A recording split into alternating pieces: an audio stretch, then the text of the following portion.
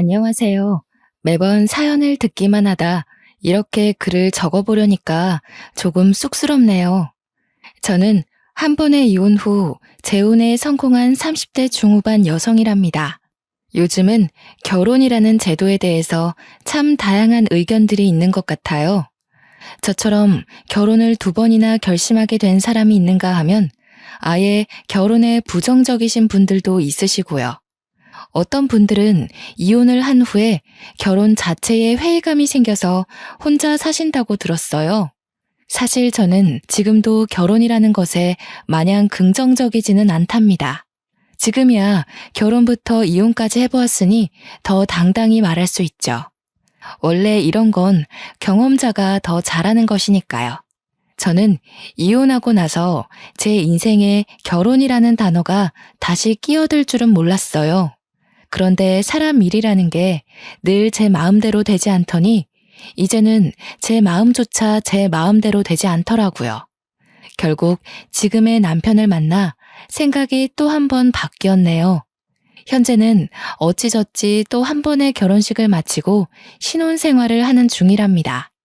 워낙 자상한 사람이고 저의 모든 걸 이해해주는 사람이라서 이 사람과 함께 할 미래가 정말 궁금하고 기대가 돼요. 시부모님도 너무나 따뜻하신 분이라서요.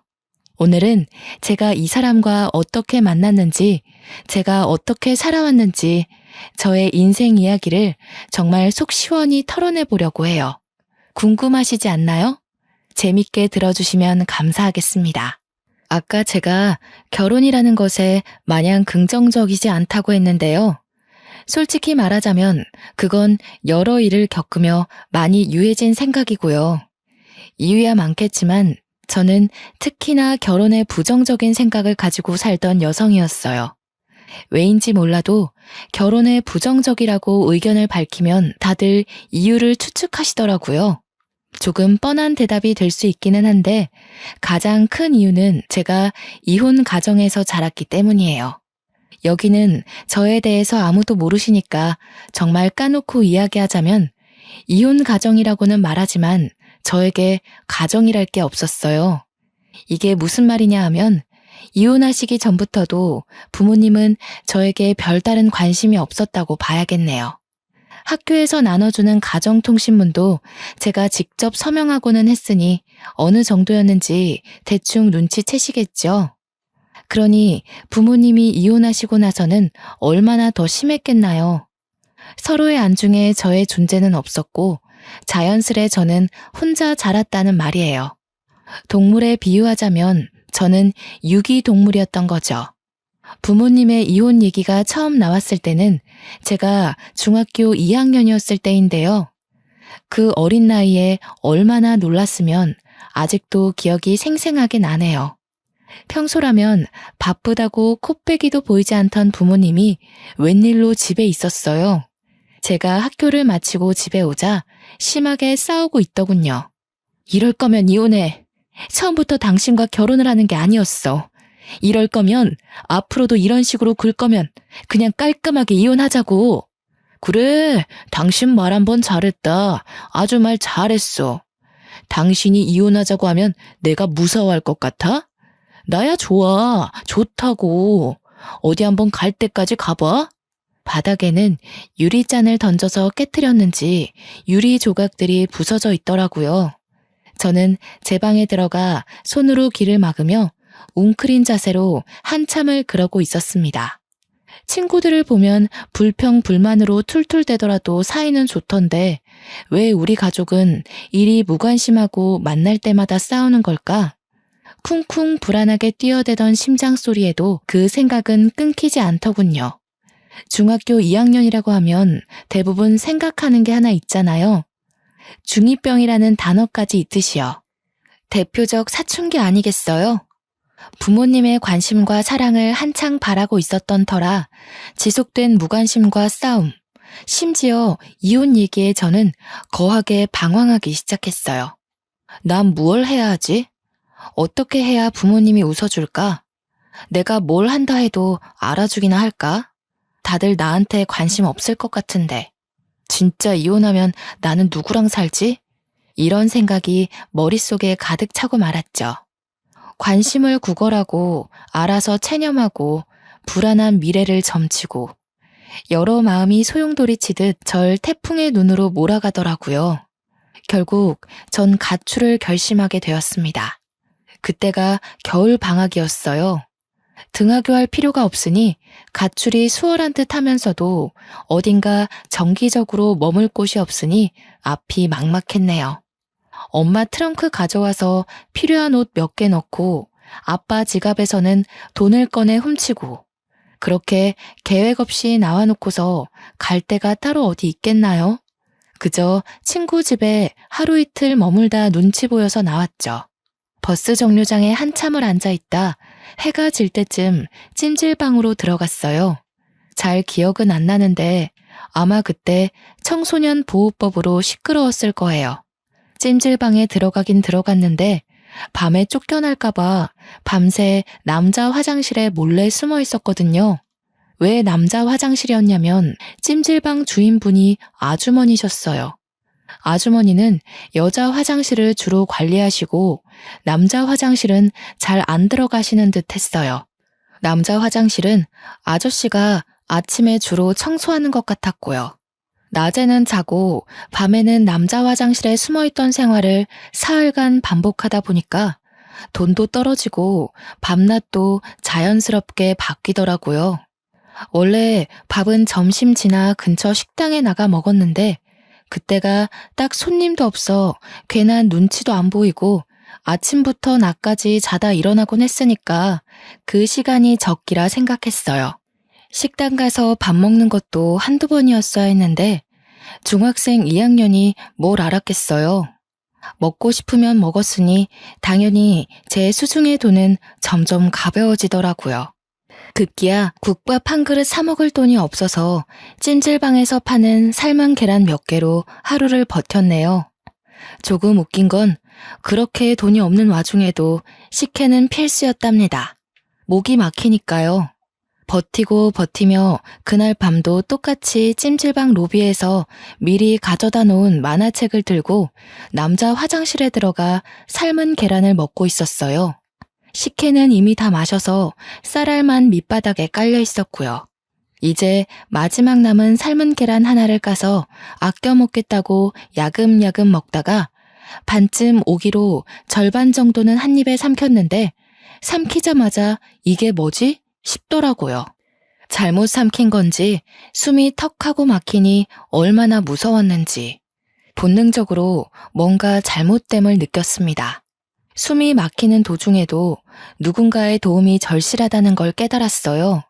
급하게 화장실 문까지 걸어가서 문을 두드리며 살려달라고 도움의 신호를 보내려 했어요. 문을 두드리면 누구라도 오지 않을까 싶어서요.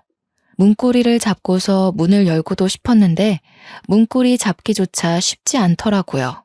시야가 점점 흐려지고 다리에 힘이 풀리기 시작하는데 이대로 이렇게 계란 먹다 죽는 건가 싶었네요.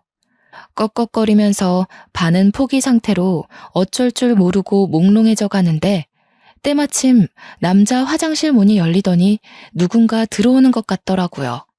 얼마 안 있어 누군가 제 몸을 흔들기도 하고 세우기도 하고 풀려가는 제 눈을 들춰보기도 하고 이것저것 확인해보는 듯 했어요. 흐린 눈으로 얼핏 봤을 때는 제 아빠뻘 되는 아저씨였는데 얼굴에 핏기 하나 없는 캑캑거리는 저를 보고는 곧바로 하임리히법을 시도하기 시작했습니다. 예, 자면 안 돼. 눈 똑바로 떠. 눈 떠? 얘야, 정신 놓으면 안 된다. 정신 차려야 해.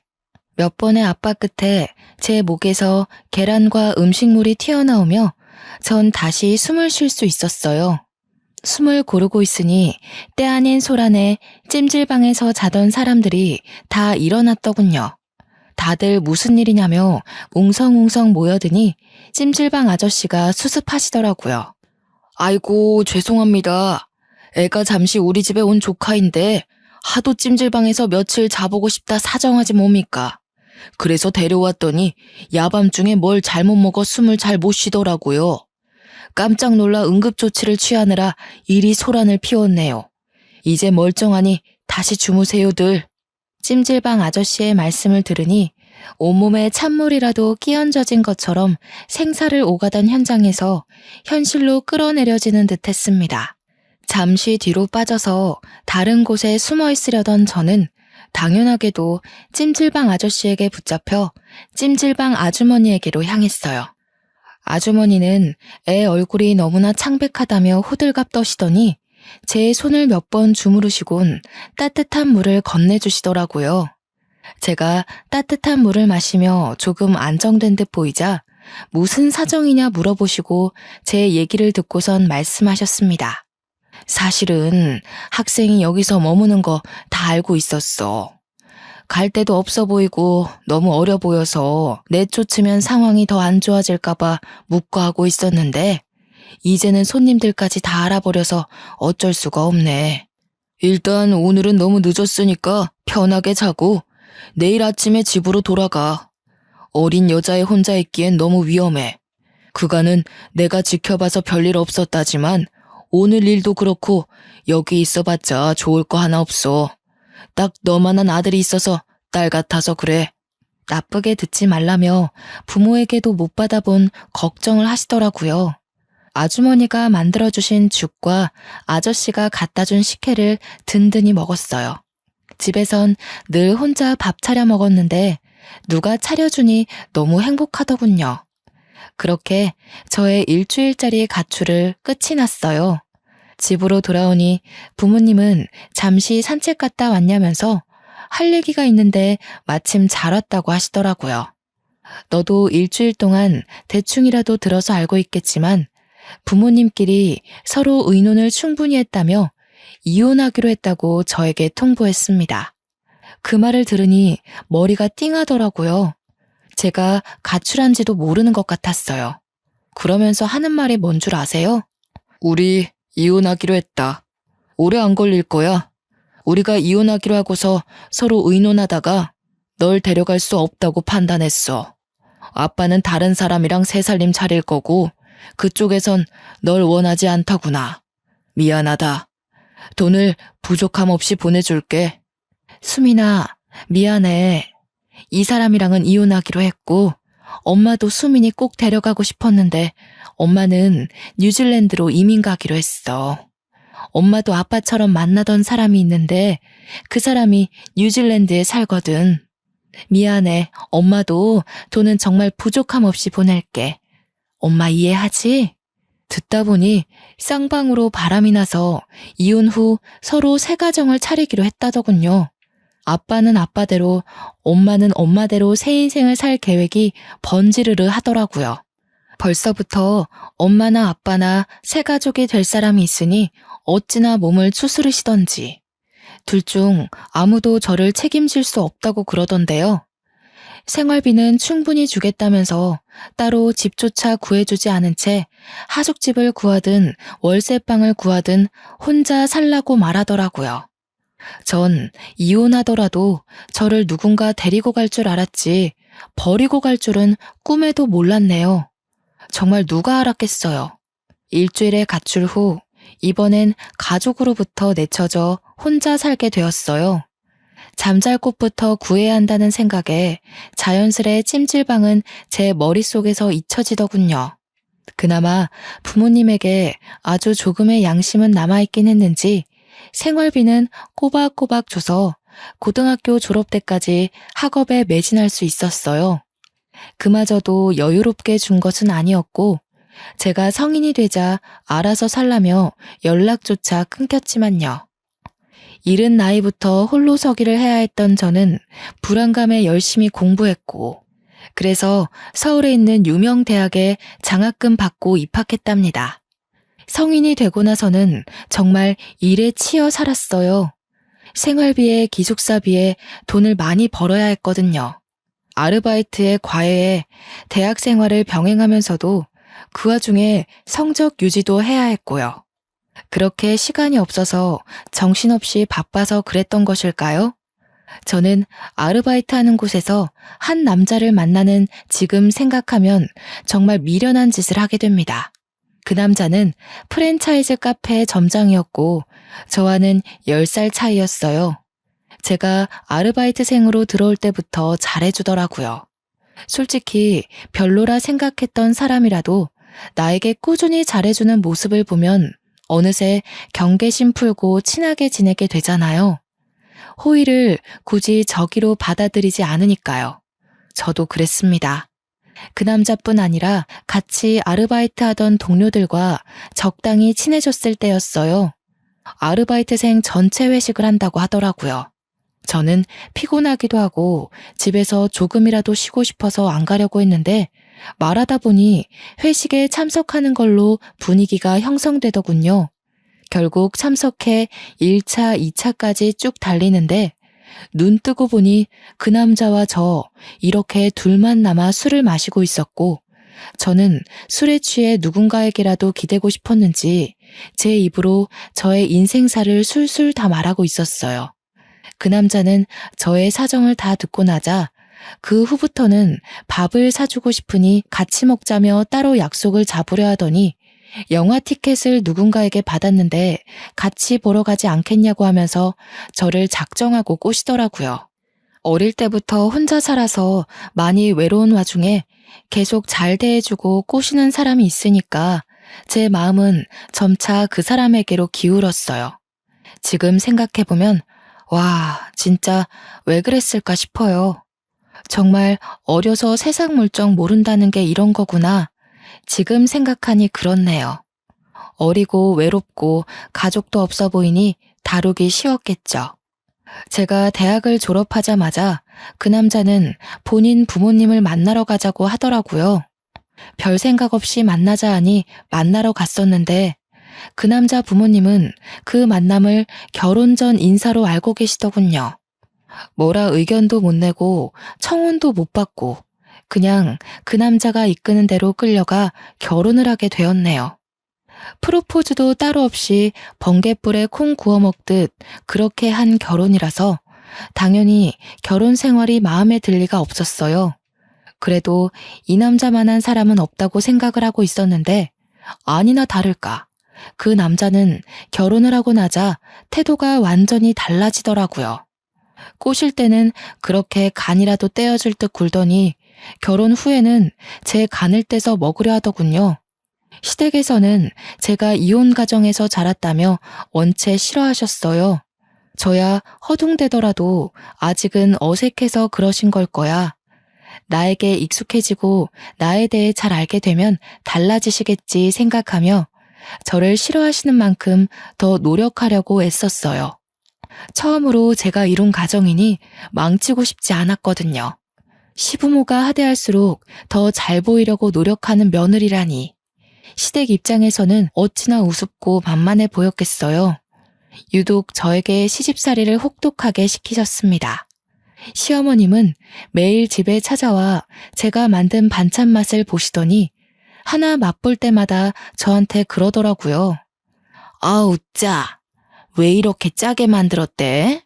이거 만들 때 간 안 봤니? 누가 혼자 잘한 애 아니랄까봐 이렇게 티를 내네. 간을 보기야 보았는데요. 저도 그렇고 그이도 그렇고 저희는 좀 짜게 먹는 걸 좋아하더라고요.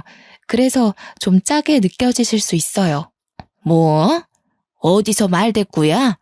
너희들이 좋아하니 나는 그냥 입 다물라는 거니? 아무리 짠 걸 좋아하더라도 이렇게 짜게 만들면 안 되지. 내 아들이 이런 걸 먹고 산다는 게 난 정말 믿을 수가 없다. 너 주말마다 내 집으로 와. 내가 좀 가르쳐야겠다.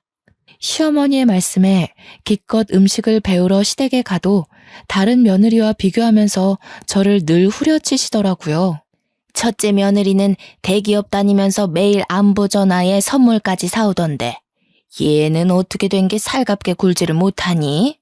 이제 막 대학교를 졸업해 취업 준비를 하는데 돈이 충분치 않은 건 당연한 거 아닌가요? 계속되는 시어머님의 구박에도 저는 시어머님 생신 때 제가 할 수 있는 선에서 선물을 준비해 드렸어요. 아이고, 이걸 선물이라고 사온 거니? 쟤 좀 봐라. 아무리 돈도 없고 센스도 없다지만 요즘 누가 이런 싸구려 제품 쓴다니? 어른 없이 자라서 보는 눈이 많이 떨어진다 얘. 웬만하면 이혼하고 싶지 않았기에 참으려고 노력했어요. 시간이 지나면 익숙해지면 조금씩 나아지겠지 싶었어요. 그런데 제가 참으면 참을수록 제가 참을 수 있는 한계를 시험이라도 하듯 점점 심해지더군요. 하루는 시어머님한테 전화가 왔어요. 예, 내일 김장해야 하니까 내일 아침 일찍 새벽 5시까지 집에 오렴. 할 거 많으니까 마음 든든히 먹고. 그때 한창 취업 준비하느라 토익 시험과 각종 자격증 시험 준비 중이었는데요. 한숨이 깊게 나왔지만 해봐야 할 것은 다 해봐야겠다 싶어 다음날 아침 일찍 새벽 5시에 시댁에 도착했어요. 도착하기는 도착했는데 이게 웬걸 문이 잠겨 있는 거예요. 문을 두드려도 벨을 눌러봐도 응답이 없었어요. 계속 문을 두드리면 새벽이라 누군가 무어라 할 것 같았기에 서성거리며 고민하다 일단 비밀번호를 입력해 시댁에 들어갔어요. 들어가니 배추가 얼마나 많은지 아주 그냥 널려 있더라고요. 시어머님은 여전히 전화를 안 받으시고요. 시어머님은 잠시 나간 거라 치더라도 이렇게 배추가 많은데 다른 사람 아무도 없이 저 혼자 있는 게 너무 이상하다 싶었어요. 그래서 그냥 소파에 앉아 1시간을 꼬박 기다렸습니다. 기다리면서도 이게 뭔가 싶고 안 좋은 생각이 머릿속을 스쳐 지나갔어요. 설마 그렇게까지 시어머님이 악독한 사람은 아닐 거라 믿고 싶더라고요. 그런데 안 좋은 예감은 틀리질 않더라고요. 설마 했던 것이 사람을 잡더군요. 시어머니께 전화가 와서 왜 전화했냐고 하시길래 오늘 김장하는 거 아니었냐고 오라해서 왔는데 왜 집에 안 계시냐고 여쭈었죠. 예의 없이 새벽부터 전화하더니 시부모 여행 간 것도 모르니? 가족여행 와서 집에 없지 뭐. 나 집에 갈 때까지 네가 김장 좀 해놓으렴. 네? 어머님, 그게 무슨 말씀이세요? 저 자격증 공부하다가 시간 내서 온 건데 이러시면 어떡해요? 여행이라뇨. 그럼 저를 왜 부르셨어요? 처음부터 저 혼자 김장 다 하라고 부르신 거였어요? 어린 것이 보는 눈만 없는 줄 알았는데 눈치도 없네. 왜 불렀겠니? 늙어서 온몸이 쑤시는데 내가 다 하련? 며느리인 네가 할 수도 있는 거지. 난 여행 갔다 올 테니 김장 다 해놓아라. 갔다 와서 간 볼 거니까 대충 하기만 해봐. 정말 말도 안 되잖아요. 혼자 김장을 하라니 이런 시집살이는 듣도 보도 못했어요. 저 혼자 먹을 김치도 아니고 이 많은 걸 혼자 도대체 어떻게 해요? 그것도 직접 전화까지 해가며 불러드리더니 저런 태도라뇨. 전화를 끊고 허탈하게 앉아 밖을 바라보는데 내가 지금 여기서 뭐 하는 건가 싶었어요.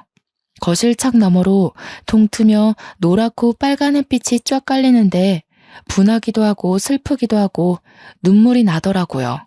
한참을 밖만 바라보며 울다가 결국 이혼을 결심했습니다. 시댁에 남아 김장을 하는 대신 남편에게 전화를 걸어 이혼하자고 말했네요. 이혼하고 무슨 생각이 들었냐 하면요. 그간 살아온 제 인생에 의문을 품게 되더니 별별 생각 다 들더라고요. 이혼 별거 아니네. 부모님도 이혼하더니 나도 이혼을 했구나. 결혼은 내 인생에 없나 보다. 내 인생은 왜 이리도 외롭고 힘들지? 그렇게 혼자 감정에 매몰될 뻔했지만 구사일생이라고 할까요? 면접을 봤었던 한 회사에 합격해 입사하게 되었어요. 자격증 취득 전에 넣었고 꽤 규모가 큰 중견 기업이라 큰 기대를 하지는 않았는데요. 예상치 못한 합격이라 그런지 마음이 술렁거리는 상황에도 기쁘긴 하더라고요. 그 이후부터는 온 신경을 쏟아붓고 매달릴 곳이 회사 하나뿐이라 정말 처절하게 매달렸던 기억뿐이네요. 일이 없으면 더 달라고 더 배우겠다고 신입 때부터 그러고 다녔어요. 그러다 보니 어느 순간 야망이 가득한 신입이라는 별명도 생기더라고요. 워낙 열정적으로 배우며 회사의 모든 시간을 바쳐서 그런지 회사 사람들과의 관계도 무난했네요. 입사하면서부터 시간이 참 정신없이 지나갔는데 그렇게 바쁜 게 오히려 저에게 필요했어요. 실제로 도움이 되더군요. 집에만 오면 바로 골아떨어져 따로 생각할 시간이 없었으니까요. 그런데요, 잊어버리는 게, 피해버리는 게 모든 걸 해소하는 건 아니잖아요. 너무 감정을 억누르며 일만 하고 살아왔던 탓일까요? 적어도 일은 내가 하는 만큼 돌아온다고 생각했는데 저의 개인 시간마저 빼가며 열심히 일했던 것이 3번의 승진 누락으로 돌아오더군요. 처음 한두 번 정도야 당황스러웠지만 그럴 수 있지 하고 넘어갈 수 있었어요. 3번을 승진해서 누락시키니까 제가 일을 못하는 편도 아니고 너무 황당하더라고요. 승진 누락 결과를 출장지인 제주도에서 확인했었는데 마냥 기다리다가 회사로 돌아가서 물어보기엔 열불이 나더군요. 마침 같이 출장 왔던 부장님이 옆에 계셔서 바로 여쭤보니 하시는 말이 나야 뭐 수미 씨가 워낙 일을 잘하니 승진 때마다 수미 씨를 밀어줬지. 근데 임원들 생각은 그게 아닌가 보더라고. 너무 예민하게 받아들이진 말고 수미 씨가 아무래도 이혼도 했었고 딱히 책임질 가족이 있는 게 아니잖아. 임원진들은 워낙에 또 보수적이니까 가정이 있는 남자를 밀어주려 하더라. 부장님 말씀을 듣는데 한마디 한마디가 속이 쓰리더라고요. 부장님은 본인이 힘이 없어 미안하다며 위로를 해주시려 했는데 딱히 위로가 되지는 않았어요. 이혼해서 또는 책임질 가족이 없어서 이런 개인적인 이유로 저의 발목을 잡았던 일이 이번 한 번만 있는 건 아니었거든요.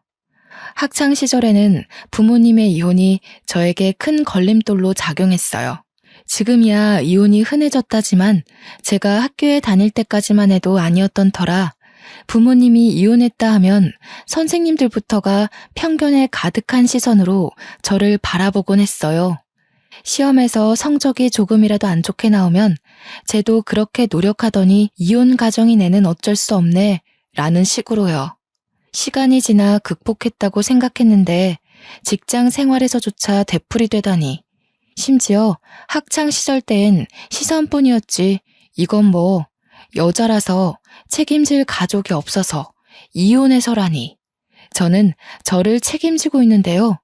정말 무슨 상관이죠? 도대체 언제가 되어야 이런 차별적인 것에서 벗어날 수 있을까 싶었네요.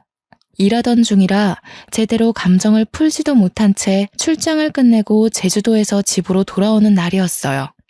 김포공항에서부터 운전을 하며 집으로 가는데 찜질방 간판이 보이더라고요. 내일 주말이겠다. 저기서 몸을 좀 녹일까 하다가 찜질방이라고 하니 문득 옛 생각이 나더군요. 충동적으로 차를 돌려 오랜만에 고향을 한 바퀴 둘러보기로 했어요.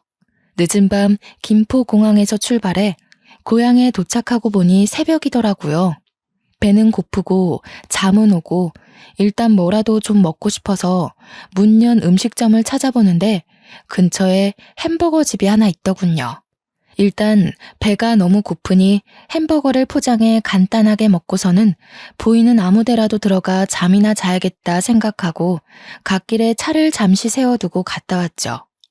봉투를 달랑이며 차를 향해 걷는데 처음엔 꿈꾸는 줄 알았어요. 분명 제가 햄버거를 사러 갈 때까지만 해도 차 하나 없는 텅텅 빈 도로에 사람 한 명 없었거든요. 근데 제가 햄버거를 포장하고 나오자 저 멀리 횡단보도에 뭔가 보이는 거예요. 원래 있었나? 내가 못 본 건가? 아니면 내가 귀신에 홀렸나? 하고 일단 차에다 햄버거를 놓고선 천천히 다가가는데 가까이 다가가면 다가갈수록 사람의 형상인 게 느껴졌어요. 아저씨에서 할아버지 그 애매한 나이대의 아저씨였는데 깜깜한 새벽에 모르는 사람이 제 앞에서 피를 흘리며 쓰러져 있는 걸 보니까 잠도 확 깨고 정신이 아찔하더군요. 직감적으로 이건 뺑소니다 싶어 덜덜 떨리는 손으로 112에 신고했습니다. 얼마 안 있어 구급차와 경찰차가 오더라고요. 제가 살아온 인생을 되돌아보며 우울한 감정에 빠져 있으려고 했는데 이 새벽에 도대체 이게 무슨 일인지. 세상은 저에게 우울해할 시간을 주지 않으려고 했나 봅니다. 저는 신고자로서 최대한 협조하기 위해 같이 병원에 갔습니다. 응급실에 도착하니 상황은 긴박하게 흘러가더라고요. 아저씨는 바로 수술이 필요한 상황인 듯 주변이 분주했고, 아저씨의 소지품을 통해 신분을 조회하고 가족에게 연락하느라 바쁜 듯 보였어요. 머뭇대며 근처를 맴도니 저보다 어려 보이는 경찰관이 말을 걸어주더라고요. 신고자분 맞으시죠? 사건 조사에 협조 부탁드립니다. 뺑소니 사건으로 신고하셨는데 직접 목격한 것인지요? 아니요. 제가 햄버거를 사러 잠시 갓길에 차를 세웠는데요. 포장하고 오니 저 멀리 횡단보도에 사람이 쓰러져 있더라고요. 가까이 다가가니 뭔가 뺑소니 사고 같길래 바로 신고했어요. 네, 알겠습니다. 혹시 자차에 블랙박스가 설치되어 있으신가요? 블랙박스 영상 확인 한번 해보아도 되겠습니까? 경찰관에게 괜찮다, 최대한 협조하겠다 말하려던 순간 아저씨의 가족으로 추정되는 아주머니와 한 남자가 응급실로 급하게 뛰어들어오더군요. 어찌나 급하게 오던지 응급실 안 모든 사람의 시선이 그쪽으로 몰릴 정도였어요. 아저씨의 아내로 추정되는 아주머니는 온 얼굴이 눈물로 젖어 있었습니다. 아주머니는 병원 접수대에 무어라 말을 하시더니 아저씨가 수술실로 들어갔다는 걸 아셨는지 어쩔 줄 몰라 하며 아들로 추정되는 남자의 손만 붙잡고 계셨어요. 남자는 그런 아주머니의 손을 꼭 붙잡고 경찰관을 향해 다가오시더라고요. 경찰관은 그 남자의 얼굴을 보자마자 눈을 동그랗게 뜨더니 남자를 향해 거수 경례 후 아는 척을 하더군요. 딱 보니까 그 남자도 같은 경찰인 것 같더라고요. 남자는 수고한다며 경찰관의 어깨를 툭 치고는 경찰관에게 상황 설명을 자세히 들었고 곧 옆에 있던 제게 고개를 숙여 정중하게 인사했습니다. 신고자분 맞으시죠? 정말 감사합니다. 덕분에 제 아버지가 늦지 않게 수술대에 올라갈 수 있었습니다. 신고해 주시고 조사에 최대한 협조해 주셔서 정말 마음 깊이 감사드립니다. 그러고선 능숙하게 제 블랙박스 영상을 잠시 확인하겠다며 양해를 구하고는 블랙박스를 돌려보기 시작하더라고요. 아주머니는 그런 남자 옆에서 머물며 저의 손을 꽉 잡으며 저에게 연신 고맙다는 인사를 하셨어요. 솔직히 제가 한 것에 비해서 감사 인사를 과하게 받는 느낌이라 민망하기도 하고 뿌듯하기도 하고 복잡 미묘했네요. 다행히 저의 블랙박스에 뺑소니 사고가 노골적으로 찍혀 있더라고요. 조금이라도 멀거나 가까웠다면 못 찍었을 각도로 정말 미세하게 오른쪽 위 구석에 사고 영상이 찍혀 있었네요. 제가 직접 목격한 것도 아니라서 혹여나 블랙박스에도 사고 영상이 안 담겨 있으면 어떡하나 내심 걱정을 했었는데요. 그런 제 걱정을 날려버리기라도 하는 것처럼 결정적 정보마저 보이더라고요. 정말 잠시 갓길에 차를 세워둔 거라 헤드라이트를 켜뒀었는데요. 그 불빛에 뺑소니 사고를 내고 도망가려던 차가 제 차 쪽으로 다가와서 제 블랙박스 각도를 확인하는 듯한 움직임이 있었어요. 처음엔 빛이 번져서 번호판이 안 보이는 듯 하다가 뺑소니 차가 제 차에서 멀어지며 번호판이 확실하게 보이더군요. 그로부터 대략 한 달 뒤, 그 남자로부터 전화가 왔어요. 늦게 연락드려 죄송합니다. 덕분에 제 아버지 수술이 무사히 끝나서 오늘 퇴원하셨답니다. 뺑소니범도 덕분에 수월하게 잡았고요. 감사 인사를 드리면서 밥 한 끼 대접하고 싶은데 이번 주 토요일 괜찮으신가요? 정말 다행이네요. 퇴원 축하드려요. 이번 주 토요일에 따로 약속이 없어서 시간이야 괜찮은데요. 제가 그쪽에 살고 있지 않아서요. 마음만 감사히 받을게요. 제 아버지 생명의 은인이신데 밥 한 끼 대접할 수 있게 해주세요. 거리가 멀어 그러는 거라면 지금 사시는 곳 근처 식당에 예약하겠습니다. 제대로 감사 인사를 할 기회를 주셨으면 합니다. 제 아버지도 꼭 직접 뵙고 싶다고 하셔서요. 간곡히 부탁하시니 마냥 거절하기가 죄송스럽더라고요. 그렇다고 저는 서울에 사는데 이제야 막 퇴원한 환자를 모시고 서울까지 그 먼 거리를 올라오라고 하기에도 못하고요. 결국 서울과 제 고향 그 중간쯤에 위치한 한정식 식당에서 만나 뵙기로 했네요. 그렇게 토요일 식당에 도착하니 먼저 와 계시더라고요. 문을 열고 예약한 방으로 들어갔는데 아저씨와 아주머니가 저를 보자마자 벌떡 일어나시더니 제 양손을 붙잡으시며 감사 인사를 하셨어요. 아니, 제가 한낮에 이렇게까지 감사 인사를 받은 건 처음이라 몰랐는데 이게 생각보다 쑥스러운 일이었어요. 손을 내저으며 아니에요, 다행이에요 하며 자리에 앉는데요. 그때 그 응급실에서는 이런 생각할 여유가 없어 몰랐는데 왜인지 모르게 아저씨와 아주머니가 어디선가 뵌 것 같은 낯선 기분이 들더라고요. 내 착각인가 싶어 일단 밥을 먹으며 대화를 이어갔어요. 맛있더라고요. 여러 얘기를 하던 중 아저씨와 아주머니가 찜질방을 운영하셨다는 말에 순간 어? 하고 예전 가출했었을 때의 기억이 머릿속을 스쳐 지나가더군요. 정말 혹시나 하고서 여쭤보았어요. 예전에 찜질방을 운영하셨다고 하셨잖아요. 그거 그 동네에서 하셨던 건가요? 저 정말 혹시나 싶어 여쭈는 건데 혹시 예전에 한 학생을 구하신 적 있지 않나요? 응? 그렇지요. 그 찜질방 터가 희한했는지 이이가 몇 번 그랬던 적이 있네요. 근데 그건 왜 물어보시나요? 저의 뜬금없는 질문에 잠시 저를 빤히 바라보며 생각에 잠기셨던 아저씨가 문득 그러고 보니 걔 중에 제일 기억나는 여학생이 있었다고 말을 먼저 꺼내시더라고요.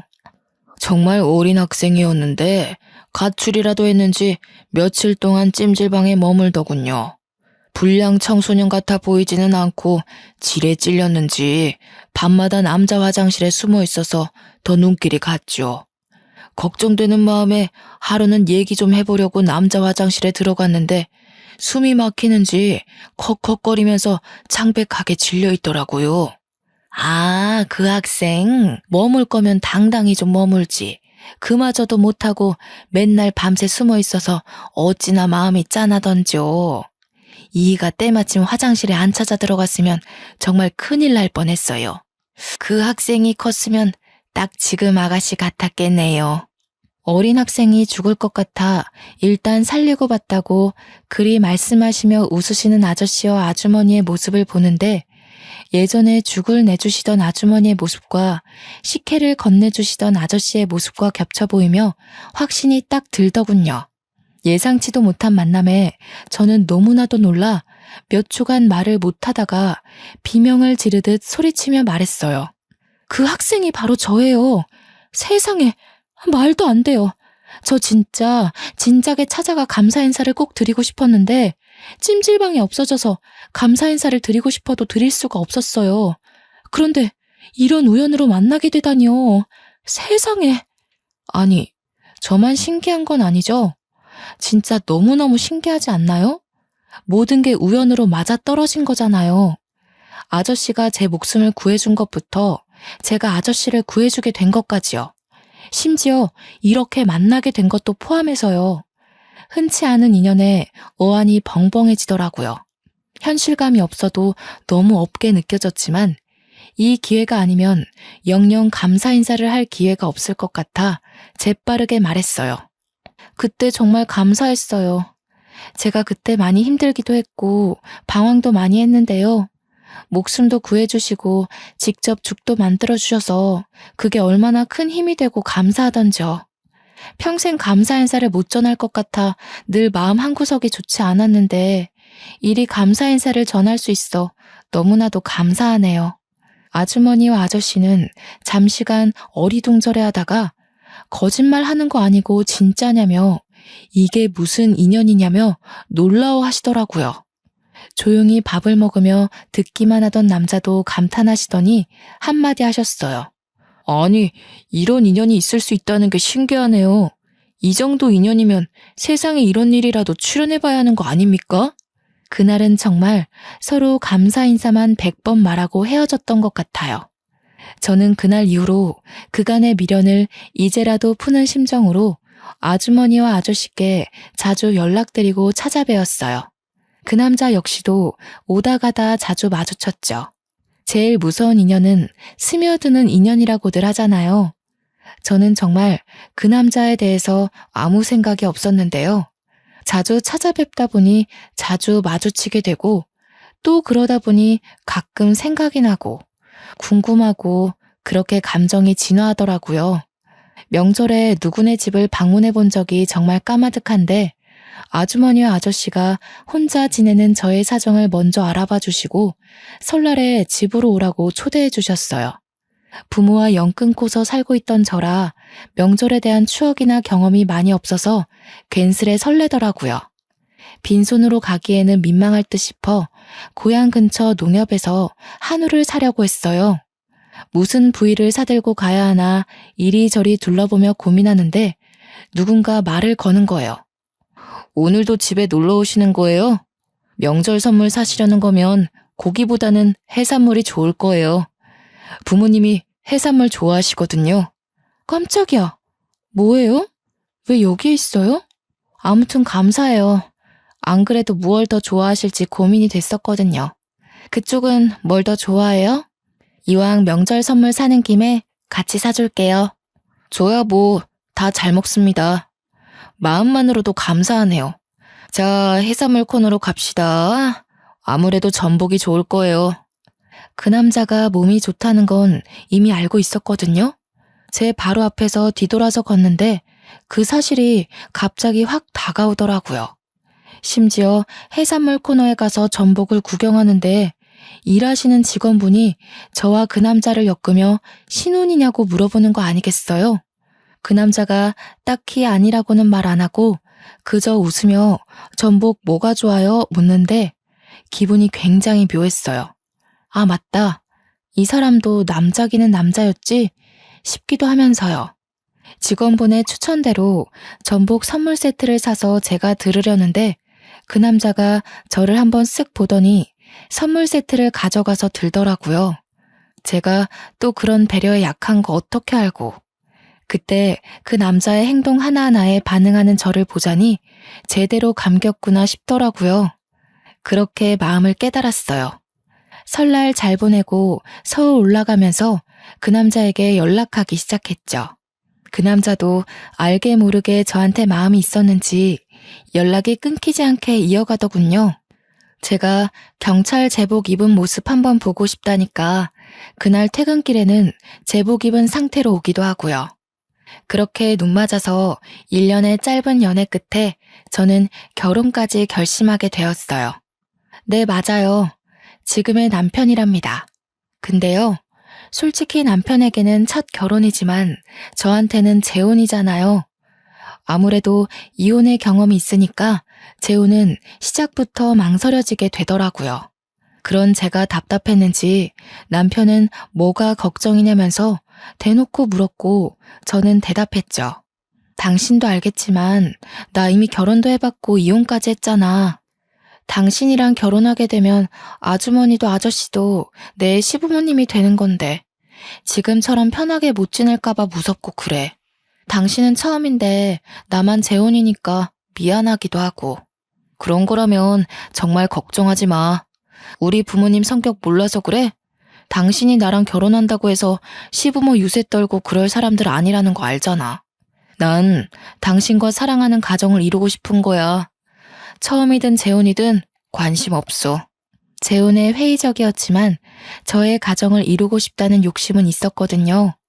남편은 바로 그 점을 기가 막히게 꼬집으면서 설득하더라고요. 마침내 제가 결혼하자며 고개를 끄덕인 날 남편은 쐐기를 박으려는지 바로 부모님께 결혼하기로 했다고 고하더군요. 저는 그 옆에서 긴장이 돼 손끝을 만지작거리고 있었는데 어머님이 한박 웃음을 지으시며 말씀하셨어요. 아이고, 올해도 걸렸다, 올해도 걸렸어. 얼마나 기다렸는지 아니? 우리 남편 차가운 길바닥에 외롭게 죽을 뻔했는데 그거 발견하고 구해준 넌 우리 집안의 귀인이야.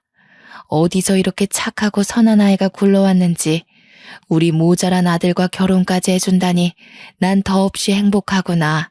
어머님과 아버님은 혼수랑 집도 전혀 걱정하지 말라고 큰 소리 떵떵 치시더라고요. 우리 집에 귀인이 들어오는데 그것 하나 못 해주겠냐면서요. 사공의 목표가 하나고 모두가 열정적이니 배는 순항하더니 그 자리에서 결혼식 날짜까지 바로 정했답니다. 다만 결혼식 날짜가 다가올수록 이혼한 제 친정 부모가 마음에 걸리기 시작했어요. 결혼식 혼주석에 불러야 하는 건지 고민이 돼서 예비 시부모님께 먼저 상의하니까 제 마음 편할 대로 결정하라 하시며 한마디 하셨어요. 내가 이 결혼에 원하는 건 딱 하나야. 바로 네가 우리 집에 시집 와서 행복해지는 것이란다. 예비 며느리로 무언가 하려고 노력하지 않아도 돼. 넌 이미 우리 가족의 은인이잖니. 너의 부모님도 그래. 모든 건 너의 마음이 향하는 대로 하렴. 대신 네가 결혼식을 올리며 행복해지는 방향이었으면 좋겠다. 저는 솔직히 부모 같지도 않은 인간들에게 저의 근황조차 알리고 싶지 않아서 결혼식 초대조차 원하지 않는다고 사실상 이미 연을 끊어버린 관계라고 설명했습니다. 예비 시부모님은 제가 고민한 것이 허무하리만치 쉽게 수긍하며 이해해 주시더라고요. 제 결혼식 혼주석에는 남편의 고모랑 고모부가 감사하게도 앉아주셨어요. 저는 이렇게 시부모님의 사랑을 듬뿍 받으며 결혼식을 올렸고 신혼집도 시댁과 걸어서 10분도 안 걸리는 집으로 구했어요. 신혼집으로 이사 오며 이직도 같이 알아보다가 좋은 기회를 잡게 되었어요. 전 회사에 비해 꿀리는 회사도 아닌데 직급도 하나 올리고 연봉도 꽤 받으며 행복한 이직까지 성공했네요. 지금의 시부모님은 정말 저를 사랑하고 아껴주시는 게 느껴져요. 이혼하기 전에 저였다면 미쳤다고 시댁과 그리 가까이 사느냐 했을 텐데요. 제가 자발적으로 신혼집을 시댁과 가까이 구한 건 아무래도 이유가 있겠죠. 어머님은 매일 제가 좋아하는 반찬을 하나씩 만드셔서 신혼집에다 갖다 주셔요. 아버님은 식혜를 새로 만들 때마다 갖다 주시고요. 두 분이서 나란히 우리 부부의 냉장고를 열심히 채워주십니다. 친부모에게 효도하고 지내면 복이 들어온다던데 저에게 해당되는 말은 아니었나 봐요. 생각해보면 저는 그 말과는 반대로 친부모와의 관계를 끊어내고 나서야 다음 모든 것이 잘 풀리기 시작한 것 같거든요. 처음 찜질방 사장님 부부를 만났을 때만 생각해도 그래요. 그때 친부모와 함께 멀쩡하게 잘 살았으면 만날 일이 없지 않았을까요? 결과론적인 생각일 수도 있지만 그때 친부모가 저를 방치하지 않고 각자의 삶을 택하지 않았더라면 저는 가출을 결심하지 않았을 거라 생각하거든요. 그렇지만 결론적으로 친부모는 저를 방치했고 각자의 삶을 택함으로써 제가 가출을 결심했고 그 덕분에 이런 인연을 만나게 되었다는 것이 정말 신기해요. 계란에 숨 막혀 어쩔 줄 몰랐던 저의 목숨을 살려준 아저씨의 은혜를 제가 죽기 전에 갚을 수나 있을까 생각하곤 했는데 10몇 년이 지나고 나서 뒤늦게 조금이나마 은혜를 갚을 수 있을지 누가 알았겠어요. 지금까지 제가 겪어온 과정과 인생을 보면 처음에는 좋고 싫었던 것들이 어느 순간 반대되어 있는 걸 많이 겪었거든요. 인생사 어떻게 될지 모른다는 말이 이런 뜻이었구나 싶기도 하더라고요. 저 이제는요, 과거는 과거인 채로 두려고 해요.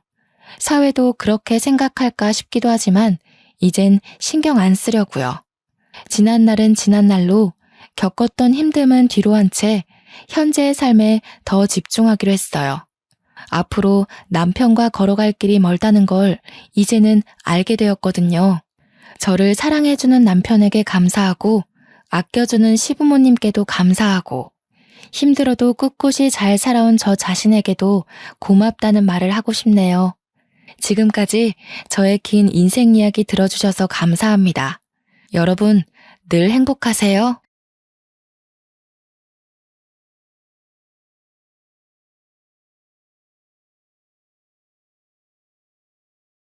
안녕하세요. 저는 두 딸을 두고 있는 엄마입니다. 제게는 듬직한 남편과 사랑스러운 두 딸이 있는데요. 누구한테나 가족은 소중한 존재겠지만 저는 좀 더 특별하게 사랑하고 있다고 말씀드리고 싶네요. 특히나 둘째 딸이 제게 남다른 아이입니다. 제 배 아파 낳은 자식은 아니거든요. 그러나 저와 몇 개라도 핏줄이 섞인 둘째가 서운하지 않게 현재 너무도 아껴주고 있습니다. 말했다시피 둘째는 저희 부부의 친자식이 아닌데요. 이걸 둘째 딸에게 밝히는 것이 참 어려워서 얘기를 미루고 미루다가 결국 둘째가 결혼할 남자를 데리고 왔을 때 알려주게 되었거든요. 둘째에게 모든 사실을 고백하기까지 정말 오래 걸렸는데 그간의 험난한 과정을 사연으로 써보고자 찾아왔습니다. 제게는 정말 존경하는 친언니가 한 명 있습니다. 당시 노는 걸 좋아하고 현실에만 집중하며 사는 저와 달리 언니는 늘 미래지향적이며 항상 앞날을 준비하는 사람이었어요. 언니는 늘 반장에 정교회장에 대학도 장학생으로 갔는데 저는 그에 반해 한참 못 미치는 수준이었죠. 부모님은 늘 언니를 자랑스러워하셨고 저 또한 언니의 발자취를 따라가고자 노력했던 기억이 납니다. 하지만 앞서가는 언니의 속도는 무서울 정도로 너무 빨랐는데요. 차마 제가 노력으로 따라갈 수 없게 높이 가는 바람에 제가 언니를 따라가는 걸 그만 포기해버렸네요. 그 때문에 저 스스로 언니와 제 처지를 더 비교했던 것 같습니다. 그렇다고 기분이 상했다는 걸 말하고 싶은 게 아닙니다. 제가 친언니의 승승장구를 온전히 축하할 수 있었던 건 아마 저희 집에서 부모님과 언니가 저를 두고 못났다고 비교와 구박은 하지 않아서 그럴지도 모르겠네요. 부모님과 언니는 오히려 저더러 하고 싶은 거나 원하는 걸 찾아서 하길 응원만 해주었고 무얼 하든 제가 행복하기만을 바랬습니다. 이런 가치관은 제게만이 아니라 우리 가정의 가훈이기도 해요. 식구들이 모두 착하고 마음 좋으니까 저는 사춘기가 오지도 않았던 걸로 압니다. 오히려 사춘기 당시 제가 식구들의 눈치를 보며 괜히 분란 일으키지 않도록 노력했죠. 친언니는 수석으로 의대를 나와 산부인과 의사가 되었을 만큼 똑똑한 인재였는데요. 그런데 제가 정말 놀랍다고 느낀 건 한국 의대가 아니라 프랑스 유학파라는 것이에요. 프랑스 의대생들 사이에서도 성적이 좋아서 교수님들의 관심을 한몸에 받은 걸로 알고 있습니다.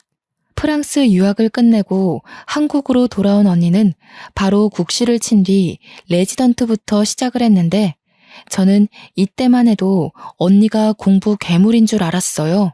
공부에 임하는 자세도 저돌적인데다가 언니가 시도만 하면 패스되는 시험들이 신기하기만 했거든요.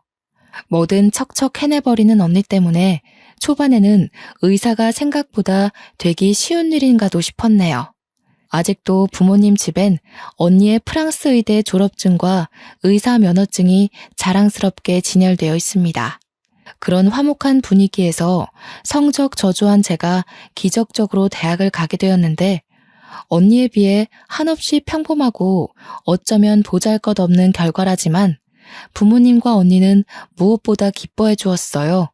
제가 붙은 대학이 명성은 낮아도 원하는 전공을 택해서 간 것이기에 잘했다고 칭찬받지 않았나 싶네요. 제 전공은 다름 아닌 식품영양학과입니다. 저도 중학생 때부터 언니를 따라 병원에서 일하는 사람이 되고 싶었지만 병원 관련 공부가 저한테 너무 안 맞더라고요. 그래서 병원에서 일할 수 있는 모든 직업을 알아보다가 영양사라는 재미있는 직업을 찾게 된 거였어요. 아마 고등학교 말미쯤부터 꿈이 병원 영양사였을 겁니다. 언젠가는 언니가 일하는 병원에서 일하는 영양사를 꿈꾸며 즐겁게 학교를 다녔습니다. 제가 대학 졸업을 앞두고 국시 준비에 들어갔을 때 언니가 결혼을 하겠다고 남자를 데려왔는데요. 언니를 많이 좋아했던 저는 그날 처음 보는 형부를 앞두고도 살면서 가장 많은 눈물을 보였습니다. 결혼식에서도 마찬가지로 제가 너무 많이 우니까 언니가 되래 자신이 울 기회가 없었다며 웃음을 보이기도 했어요. 저희 가족은 그만큼 끈끈한 정으로 묶여 있었죠. 사실 형부는 제 눈에 언니에 비해 한참 능력이 저조한 편이었습니다. 형부 직업이 당시 무슨 카페 사장이었는데요. 듣자 하니 언니가 일하게 된 병원 1층에 입점한 사장이라 했던 것 같아요. 아무래도 대학병원 입지다 보니까 매출은 좋았다고 했으나 솔직히 언니가 좀 아까웠습니다.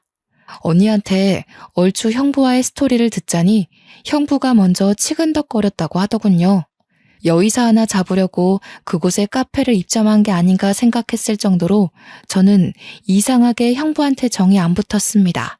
그보다 제게는 다른 고민이 하나 생겼는데요. 더 이상 쉽게 만날 수 없는 언니가 결혼의 길로 떠났다 보니까 저도 평소엔 생각조차 하지 않았던 결혼에 대해서 진지하게 생각해 보았어요. 제가 제일 존경하는 사람이 친언니라서 언니가 하는 건 모두 따라하고 싶은 그런 욕구가 있었나 봅니다. 언니가 결혼하고 나서부턴 저 또한 결혼이 하고 싶은 거 있죠. 그래서 결혼한 언니를 따라 저도 당시 결혼을 무척 꿈이었던 걸로 알아요. 저는 취업의 첫 시작으로 어느 호스피스 병원의 영양사로 취직을 했습니다. 확실히 학교 공부와 실전은 천차만별의 차이가 나더라고요. 사회 일원이 되었는데도 제 몸은 아직 학생 신분에서 못 벗어나고 있는 거 아니겠습니까? 언니가 한참 레지던트 일로 힘들어할 때 제 눈에는 언니가 이미 어른이고 훌륭한 의사로 보였는데 언니가 매번 의사가 될 수 있을까 하면서 고민을 많이 했거든요. 아무리 노력해도 자기가 한참 부족한 것 같다면서요. 그게 그렇게 이해가 안 되었는데 막상 제가 직장인이 되어보니까 알겠더라고요. 세상이 너무 빨리 돌아가는 것에 비해 제 마음은 아직도 앳된 시절에 멈춰 있었어요. 때문에 언니와 통화하면서 직장 고민 때문에 많이 칭얼거렸던 걸로 기억합니다. 원래는 매번 제가 먼저 전화를 거는데 한날은 언니가 먼저 전화를 걸어온 적이 있었어요. 아마 그때가 제가 잠들 시간이었던 걸로 기억하는데요. 그날 언니를 끝까지 붙잡지 못한 것이 내내 제 가슴 한켠에 후회로 남아있어요. 전화를 받았는데 언니 목소리가 어딘가 모르게 이상한 겁니다. 꼭 온 사람처럼 불안하게 떨리는 소리였어요. 언니, 무슨 일 있어? 목소리가 왜 그래? 이 시간에 전화 안 하잖아. 설마 오늘도 집에 안 들어가고 야근이야? 근데 목소리가 우는 소리 같은데? 만나서 얘기해줄게. 오늘만 너희 자취방에서 자도 될까? 허락만 해주면 나 지금 바로 출발할 생각이거든. 언니가 지내는 신혼집과 저의 자취방은 무려 1시간이 걸리는 거리였습니다. 당시 시간은 거의 자정을 넘길랑 말랑한 시간이었고요. 그 먼 거리를 밤길에 오라고 하는 게 맞는 건지 당장 판단이 잘 서지 않더라고요. 게다가 언니 목소리가 확실히 무슨 일 있는 목소리인데 컨디션 안 좋은 상태로 운전을 해도 되는 건지 걱정도 되었어요. 하지만 제 걱정에도 언니가 괜찮다고 하길래 결국 조심히 오라는 말과 함께 언니가 올 때까지 기다릴 수밖에 없었습니다. 그래도 한편으로는 오랜만에 언니와 같이 잘 생각을 하니까 기분 좋았어요. 전화는 자주 했지만 언니랑 얼굴 본 지는 무척 오래됐거든요. 얼마 뒤 언니가 도착했다는 연락과 함께 기쁜 마음으로 대문을 열었는데요. 그날 저는 언니의 몰골을 보고 깜짝 놀랐지 뭡니까? 언니, 얼굴이 왜 이래? 다친 거야? 누구한테 맞았어? 옷은 또 왜 이렇고? 집에서 오는 거 아니었어? 아니, 형부는 어쩌고 혼자 이렇게 나와? 집에 형부 없어? 엄마 아빠한테 나 여기서 잔다고 얘기 안 했지? 절대 말하면 안 돼. 네 형부 일 때문에 찾아온 거야. 혹시 남편이 연락 오더라도 일단은 받지 마. 알았어. 엄마 아빠한테도 당연히 말 안 했지. 시간이 늦어서 전화할 수도 없었고. 아니 그보다 도대체 무슨 일이냐니깐? 누가 이랬어? 언니는 마치 누구와 몸싸움이라도 한 것 같은 몰골이었습니다. 제가 계속 상황 설명을 재촉하자 언니가 마음을 추스르고 말해주기 시작했는데요. 이 모든 게 형부 짓이라는 거 아닙니까? 결혼한 지 반개월밖에 안 되었는데 형부가 바람을 폈다는 거 아니겠어요? 형부 입장에서 그런 적 없다고 부정하긴 했지만 언니는 형부가 몰래 상간녀랑 통화하는 걸 들었다고 했습니다. 그것 때문에 대판 싸운 적이 있었는데 그 뒤로 형부 성격이 날카로워져서 뭐만 하면 언니한테 딴지를 걸었다고 했어요. 심지어 언니가 병원에서 온 긴급 호출 때문에 남자 직원과 통화를 했는데 그걸로 바람피냐면서 몰아갔다고 하는 겁니다. 자기가 바람핀 걸 그런 식으로 언니와 자기를 동일시하면서 맞바람을 핀 걸로 만들려 했다는 거죠. 이렇게 엉망인 꼴로 도망쳐 나온 이유도 바로 그걸로 따지고 들다가 다툼이 난 거라고 했습니다. 언니는 저희 집에서 한 일주일 지내다가 다시 신혼집으로 돌아갔는데요. 형부가 문자로 잘못했으니까 집에 오라고 하는 사과에 돌아가게 된 거예요. 솔직히 저는 그때 언니를 그렇게 보내는 게 너무 불안했습니다. 그래서 가지 말라고 무슨 그런 사람이 다 있냐고 당장 이혼하라 했더니 언니가 괜찮다고만 하는 거 있죠. 내가 선택한 사람이잖아. 결혼이 참 무거운 약속인 것 같아. 쉽게 끊을 수가 없네. 부모님한테는 절대 비밀이야. 너도 내가 나서기 전까진 눈 감아줘. 그렇게 저는 언니를 놓아줘야 했습니다. 그래도 일상생활을 하면서 언니한테 매일 안부 연락을 했어요. 언니가 말하기를 다행히 형부가 진심으로 반성해서 무탈하게 잘 지내고 있다고 하더라고요. 그 말을 곧이곧대로 믿는 것이 아니었는데 지난날만 생각하면 여전히 가슴 중앙이 꽉 막히네요. 그리고 저 또한 결혼할 남자를 만나게 되었는데요. 제가 일하고 있는 호스피스 병원의 의사였습니다. 저와 무려 8살 차이가 났지만 그냥 보기만 했을 땐 저와 또래로 보일 만큼 젊어 보였어요. 그렇게 생긴 인연으로 저는 결혼을 하게 되었고 언니와 형부도 결혼식에 와서 축하를 많이 해줬습니다. 집안에 의사가 둘이나 된다고 친정 식구들이 제 남편한테 관심을 많이 줬어요. 결혼식 날은 정신이 없어서 몰랐는데 나중에 알고 보니 형부가 병원 밑에서 하던 카페를 접었다는 겁니다. 이유를 물어보니까 언니 말로는 형부가 친구와 함께 프랜차이즈 목적으로 카페를 창업하기 위해 본래 하던 카페를 접고 그 보증금으로 새 사업에 들어갔다고 했습니다. 저는 사업에 대해서 아예 모르다 보니까 그렇구나 하고 넘기면서 언니 안색에 대한 걱정만 했던 것 같아요. 언니 낯빛이 지난밤 자취방에서 봤을 때보다 더 피로해 보였거든요. 저희 대신 친정 부모님이 형부 걱정을 좀 많이 했는데요. 사업 함부로 시작하는 거 아니라면서 하고 있던 카페가 잘 되고 있었는데 왜 그런 모험을 하냐고 살짝 잔소리를 했던 걸로 압니다. 형부는 별다른 대답 없이 그저 친정 부모에게 웃음으로만 답했어요. 저는 언니한테 들은 게 있다 보니까 그런 웃음마저 미워 죽겠더군요. 그렇게 결혼으로 인해 저도 친정을 떠나게 되었고 저는 결혼한 지 1년도 안 돼서 임신을 하게 됩니다. 제가 평생 친언니를 존경할 수밖에 없는 이유가 바로 이 계기로 인해 확고해졌는데요.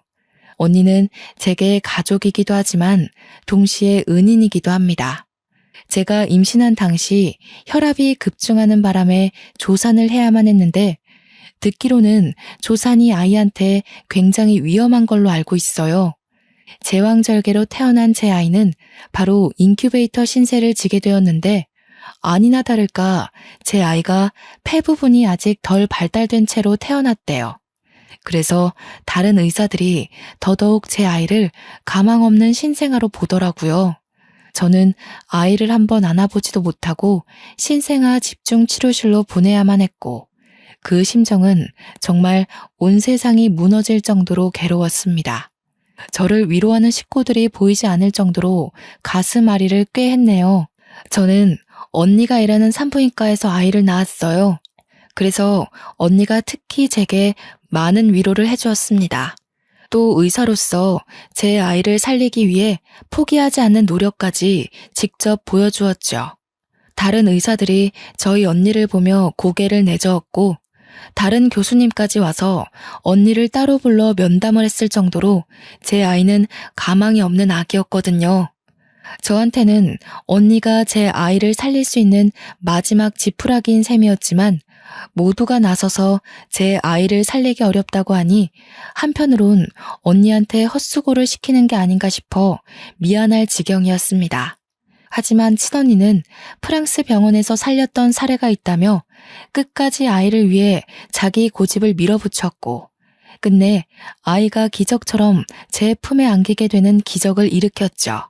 당시 병원 직원들이 다 놀랐던 걸로 알아요. 그러나 제 품에 있으면서도 아이는 한 번씩 심장 박동수와 혈중 산소 농도가 엎치락 뒤치락이 심해서 안심할 수 없었는데요. 물론 그때마다 친언니의 끈질긴 노력 덕분에 아이는 어느덧 호흡기를 뗄 수 있었습니다. 제 아이를 위해서 친언니가 밤잠까지 설쳐가며 과로를 했는데요. 친언니는 제 아이에게만 유독 절실한 게 아니더라고요. 직접 눈으로 보니까 어느 신생아한테나 진심을 다하는 의사라는 걸 금방 알 수 있었어요. 너무 존경스럽고 멋진 의사라고 생각했지만 문제가 하나 있다면 부부관계에 소홀했다는 거예요. 일에 미친 사람이라고 욕먹으면서까지 친부랑 싸우는 일이 많았던 걸로 압니다. 옛날에 형부가 바람펴서 죄지었던 전적은 언니의 과욕에 묻혔을 만큼 이미 지난 일이 돼버렸고 다툼을 일으키는 근본 원인이 집에 잘 안 들어오는 언니의 일욕심 때문으로 바뀌어버렸습니다. 그러다 결국 못 참은 형부가 이혼을 요구해서 둘이 갈라서게 된 걸로 알고 있어요. 그런데 왜 하필 이렇게 버거운 시기에 축복이 찾아온 건지 형부와 갈라서고 난 후에야 언니는 뱃속에 아이가 있다는 걸 알게 되었는데요. 너무 걱정이 되었던 건 언니는 배가 불러 티가 날 때까지도 휴직을 안 내고 일을 했어요. 그 때문에 언니 체력은 바닥날 대로 바닥이 났죠. 그래서일까요? 아이를 출산할 때쯤 급격한 컨디션 저조와 여러 가지 스트레스, 과로로 누적된 체력이 더는 버텨주지 못하고 언니가 세상을 뜨게 되었습니다. 너무 괴로웠어요. 언니가 부모님께 알리지 말라고 해서 언니의 처지를 저만이 알고 있었는데 유일하게 알고 있는 제가 언니를 위해 아무것도 해주지 못했다는 사실이 미치게 힘들었습니다. 이 상황에 가장 미웠던 건 형부라는 존재였어요. 언니가 집에서만큼이라도 마음 편히 쉴 수 있는 시간이 있었다면 그리 허망하게 죽지 않았을 거라 생각했거든요.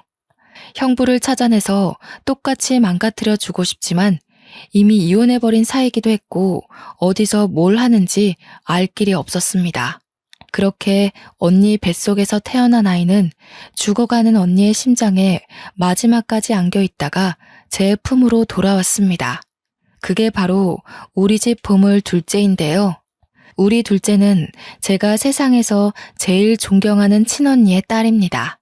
남편도 언니의 아이를 둘째로 받아들이는 것에 흔쾌히 동의했을 만큼 착한 사람이에요.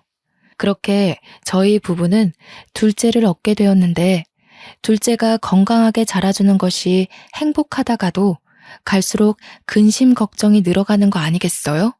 저희 부부한테는 둘째한테 모든 사실을 밝혀야 될 의무가 있는데 맑게 자라주는 둘째 앞에서 차마 입이 떨어지지 않는 겁니다. 그저 다음에 하다가 결국 둘째가 결혼할 남자를 데려올 때까지도 말을 못한 상태로 전전긍긍하기만 했네요. 그런데 하필 또 둘째가 데려온 남자가 둘째한테 첫 남자라는 거 아니겠습니까? 딸들의 연애 사정은 부모가 간섭할 일이 아니라고 생각해서 일부러 묻지 않았는데 첫 남자와 결혼하겠다고 덜컥 고백하는 둘째를 보고 좀 많이 당황했습니다. 엄마는 우리 딸이 잘 살았으면 좋겠어. 해프게 남자를 만나보라는 건 아니지만 그래도 첫 남자의 바로 결혼은 좀 생각해보는 게 좋을 것 같은데? 아빠도 좀 걱정이 되는구나. 우리 딸이 선택한 남자니까 그 친구가 괜찮다는 건 충분히 알겠어. 하지만 그래도 이건 좀 섣부른 점이 있지 않나 싶은데. 나도 생각 없이 결정한 거 아니야. 결혼할 사람에 대한 확신이 있어서 그래. 저희 부부는 둘째 고집에 못 이겨 결국 남자친구를 한번 데려와 보라고 했고, 그 주 주말 저와 남편은 딸 남자친구를 처음 대면했습니다. 딸 남자친구는 사람이 둥글둥글하고 웃음이 많아서 사람 자체가 나쁘지 않기는 했습니다. 그래서 당시 같이 식사하는 내내 분위기가 좋았어요. 그럼에도 불구하고 딸이 남자친구를 보내자마자 현실적인 문제 때문에 금방 한숨이 나오는 거 아니겠습니까? 엄마, 아빠, 표정이 왜 그래? 내 남자친구 마음에 안 드는 점 있었어? 솔직하게 말해주면 남자친구랑 조율해보도록 할게. 그런 건 아니야. 인상 참 좋아 보이고 모난 곳 없이 잘한 것 같더라. 그런데 딸이 결혼을 하게 되면 남자 집안에서도 우리 집 사정을 알아야 할 것 같으니까 걱정돼서 그래. 난 또 뭐라고. 우리가 못 사는 집도 아닌데 뭘 그런 걸 걱정해. 남자친구 집안에 정치하는 사람들 많은데도 나 되게 환영해주더라. 둘째 딸은 제가 경제력 때문에 걱정한다고 봤지만 차라리 그 문제였다면 일이 크게 가슴이 미어지진 않았을 겁니다. 결혼을 앞두게 되었으니 더 이상 미룰 수 없잖아요. 저와 남편은 그날 바로 둘째의 친모에 대해서 모든 걸 알려주었죠. 최대한 둘째가 상처받지 않게 조심히 말을 했습니다. 실은 내가 네 엄마가 아니라 이모야. 그동안 말 못해서 미안해. 말해야지 하면서도 엄마가 이렇게 용기가 없었다.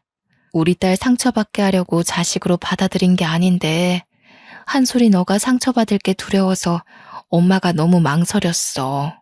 차라리 더 빨리 얘기했다면 둘째가 덜 충격이었을까요? 역시나 둘째는 저와 남편의 장황한 설명에도 이렇다 할 반응을 보이지 않았습니다. 둘째 나이 30을 바라보는 시점에서 딸은 자기가 입양된 아이란 사실을 알게 되었는데 당연히 상처가 될 수밖에 없겠죠. 부모인 줄 알았던 사람들이 사실은 이모와 이모부라니 누가 그걸 단번에 이해할 수 있겠습니까? 그 아픔을 감히 가늠조차 할 수가 없어서 저와 남편은 마냥 둘째의 대답만을 기다렸는데요. 장난치는 거야? 남자친구가 그렇게 마음에 안 들었어? 아무리 그래도 어떻게 이런 식으로 거절을 해. 거짓말하는 거지? 겨우 내비친 둘째의 반응은 부정과 어리둥절한 얼굴이었어요. 당장 어떤 반응을 보여야 하는지도 몰라 계속 멍 때리는 표정이었습니다. 저와 남편은 이왕 밝히게 된 거 숨기는 거 없이 모두 보여주기 위해 제 친언니 사진과 샛노랗게 물들어버린 옛날 언니의 초음파 사진, 그리고 산부인과 출산 기록까지 들고 와서 둘째에게 내밀었습니다. 둘째를 저희 부부 호적에 올린 확인서까지 모두 빠짐없이요. 한솔이 친엄마는 정말 훌륭한 산부인과 의사였어. 프랑스 가서 유학 생활도 했을 만큼 유능했거든. 우리 한솔이가 그렇게 대단한 엄마한테서 태어난 거야. 너무 늦게 알려줘서 미안해. 그동안은 엄마가 너무 겁을 먹었던 것 같아. 그래서? 이걸 말해주는 이유가 뭔데? 나 엄마 아빠 딸 아니니까 그만 떠나라는 거야? 결혼까지만 부모님 노릇해줄 테니 나더러 세상에도 없는 친엄마한테 가라고? 아니야. 엄마가 너를 왜 보내? 우리가 너를 얼마나 온 마음 다해서 키웠는데. 넌 누가 뭘 해도 내 자식이야. 그건 엄마가 이 사실을 밝혔다고 해서 달라지는 건 없어. 그럼 왜 갑자기 이걸 말해줘? 차라리 끝까지 모르게 하지. 어쩔 수 없이 알게 될 때까지 모르고 살게 하지. 왜 이제 와서 알려줘? 나 무섭게 왜 이래?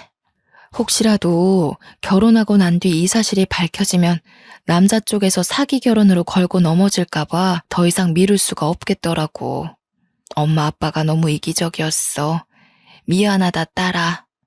유치원 때 이후로 한 번도 둘째가 겁에 질려 우는 걸 본 적이 없는데 얘기가 다 끝나고 나니까 둘째가 어쩔 줄 몰라 하며 눈물을 보이더라고요. 그 모습을 보니 너무 가슴이 아파서 말없이 둘째를 안아줬습니다. 그리고 저와 남편은 연차를 내고 둘째를 데리고서 친언니가 안치되어 있는 납골당을 찾아갔어요. 그 안에는 우리 둘째와 똑 닮은 친언니가 웃고 있는 사진이 있었고, 그 옆으로 둘째의 어릴 적 사진부터 교복 시절과 대학을 졸업한 사진까지 놓여 있었습니다. 자식을 보고 싶어 할 언니의 마음을 조금이나마 위로하기 위해서 제가 마련해 둔 건데요. 옛날부터 유독 둘째 사진을 많이 찍어둔 이유가 다 언니에게 바치기 위해서였죠. 언니, 내가 한솔이한테 너무 늦게 말해서 이제야 데려왔어. 미안해. 우리 한솔이 너무 예쁘게 자라줬지? 누굴 닮았는지 손재주가 얼마나 섬세한지 몰라. 언니가 직접 우리 한솔이 손도 잡아보고 해야 되는데 더 잘 키우지 못해서 항상 미안해. 너무 보고 싶다, 언니야. 제가 언니 앞에서 결국 눈물을 보였는데 그때까지도 둘째는 실감하지 못하는 얼굴이었습니다. 아마 사실을 안 지 이틀 만에 이 모든 걸 감당하기엔 벅찼던 것 같아요. 저는 둘째에게 주려고 그간 차마 주인 손에 쥐어주지 못했던 돌반지를 건넸어요. 네 엄마가 너 가졌을 때 얼마나 기뻐했는지 아니? 체력이 한참 떨어졌을 텐데도 네 초음파 사진만 보면서 그렇게 힘내서 웃던 사람이었어. 반지도 너 돌되면 줄 거라고 태어나기도 전에 사놓은 건데 네 손에 한번 쥐어주지도 못하고 저렇게 외롭게 가버렸다. 둘째는 손에 쥔 그 반지 때문에 사실을 조금씩 현실을 받아들이는 듯 했습니다. 그러더니 둘째도 그 반지를 보고 결국 영문 모를 눈물을 흘리더군요. 친언니 유구람 앞에서 처음으로 남과 같은 친모에게 엄마라고 부르는 둘째의 모습을 보니 제가 언니의 자식을 이제야 데려온 것이 한없이 후회가 되지 뭡니까? 언니가 이 순간을 얼마나 기다렸을까 싶더라고요. 언니한테 너무 미안했고 또 딸에게도 진짜 엄마에게 엄마라고 부를 수 있는 기회를 늦추게 만든 것 같아 죄스럽기만 했네요.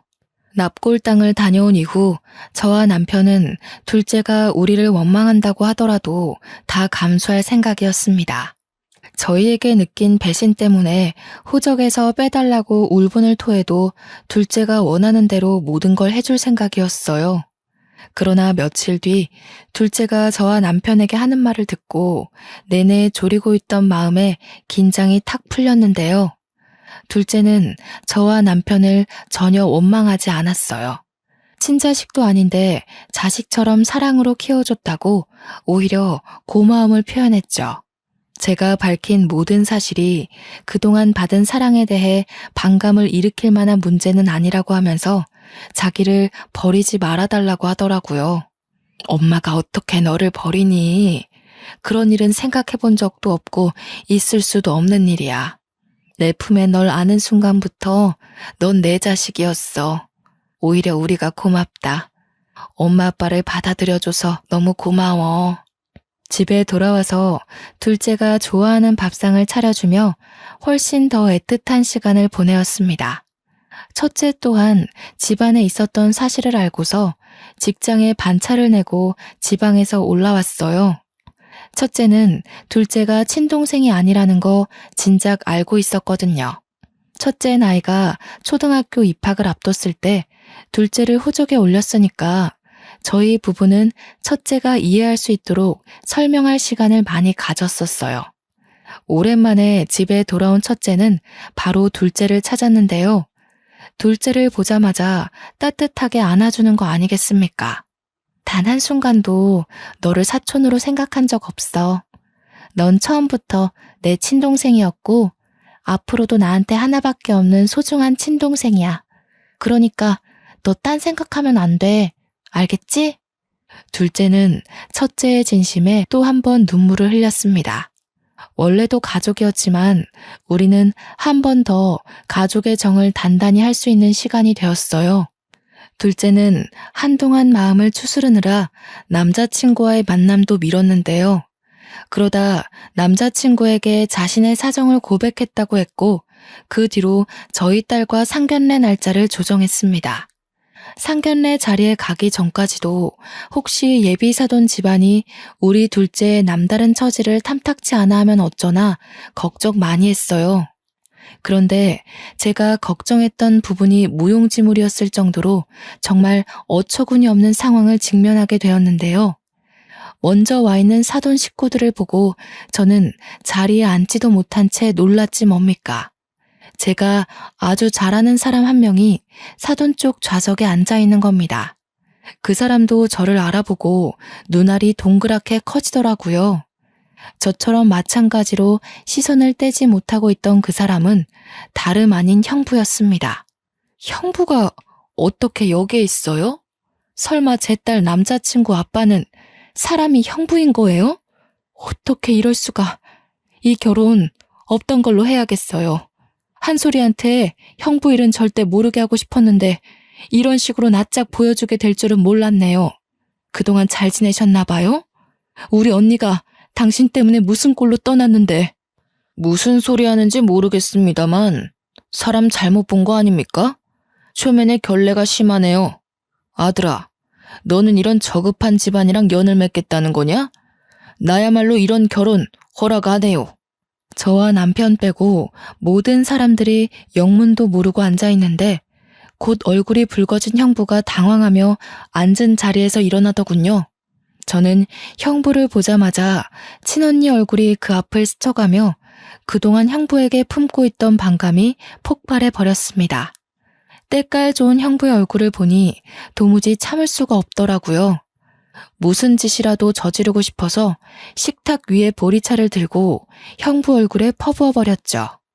놀란 형부의 몰골이 쫄딱 젖어버렸는데요. 그때 형부의 새 부인이 벌떡 일어나며 저한테 소리쳤습니다. 어머머, 이봐요. 제정신이에요? 초면에 뭐 하시는 거예요? 문제가 있다면 대화로 풀 생각을 해야죠. 설명부터 해주는 게 순서 아닌가요? 이 사람 입 아프게 설명해줄 가치도 없는 사람이에요. 형부, 우리 언니 그렇게 때려가면서 이혼하자고 협박하더니 지금은 잘 먹고 잘 살고 있었네요. 이번엔 정치계통 사람들이에요. 어쩜 그렇게 돈 있는 사람만 잘 찾아다닌대요? 형부는 여자 돈 보고 결혼하는 사람이잖아요. 그래서 우리 언니 재산 떼먹으니까 좋았어요? 무슨 소리 하는 거야? 내가 언제 네 언니 재산을 떼먹었다고 그래? 이혼해서 재산 분할한 게 왜 떼먹는 거야? 법이 시키는 대로 했을 뿐이야.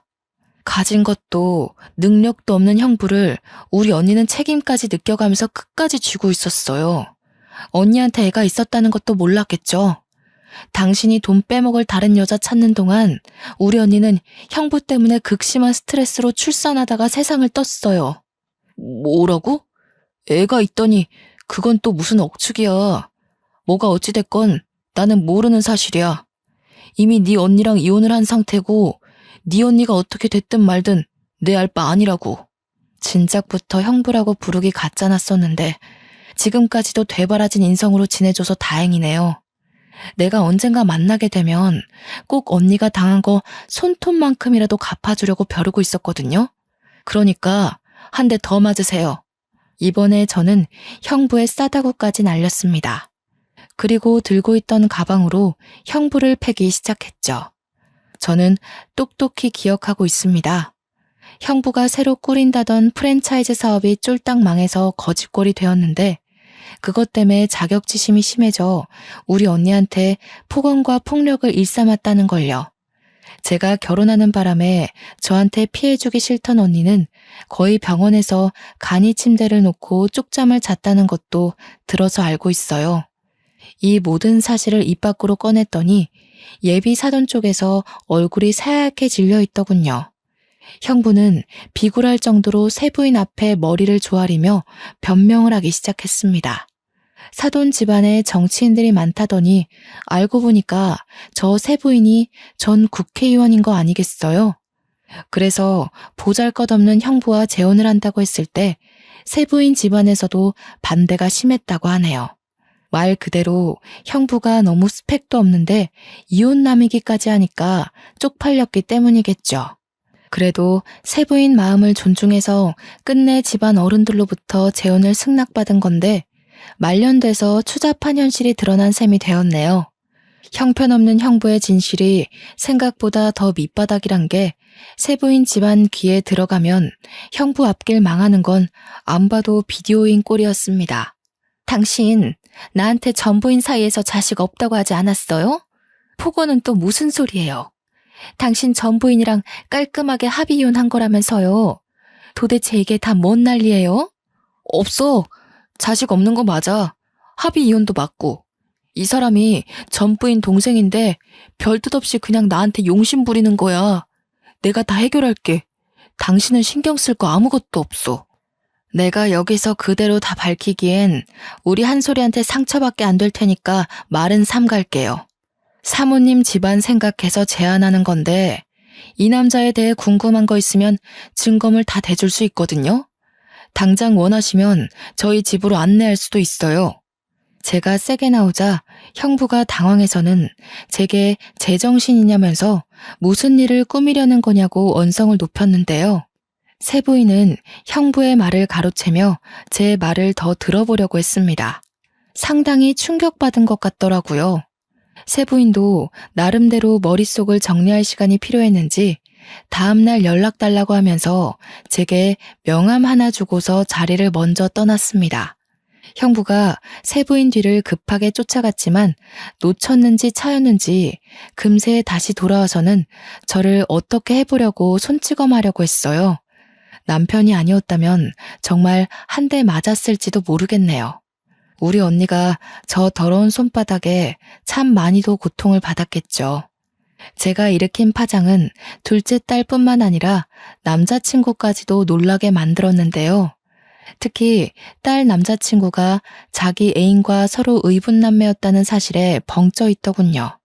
그러나 마찬가지로 얼떨결에 친아빠를 보게 된 셈인 둘째 딸의 반응은 조금 달랐습니다. 둘째도 자기 엄마에 대한 애착이 있었던 건지 제 남편과 힘을 겨루고 있는 형부에게 가서 지갑으로 뒤통수를 한 대 후려치더라고요.